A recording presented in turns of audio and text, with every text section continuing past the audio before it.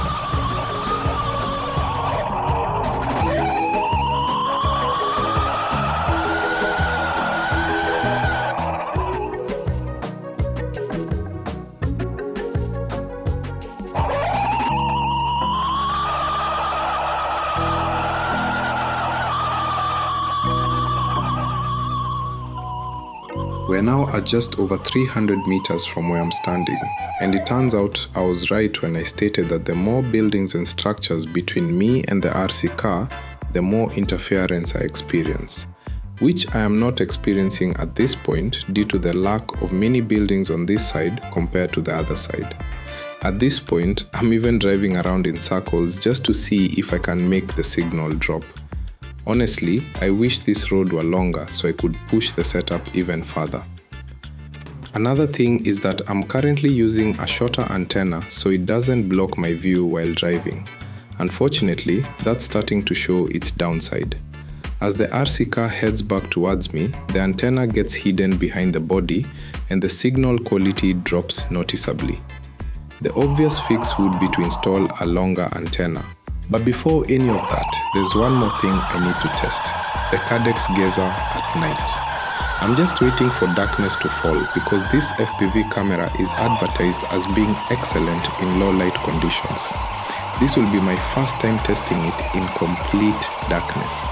I've driven it at night before, but my usual testing location is always lit by security lights. This new location is different. Once the sun goes down, it gets pitch black, making it the perfect place to see what this camera is really capable of. That video goes live next Wednesday, so if you don't want to miss it, make sure you subscribe and turn on the notification bell.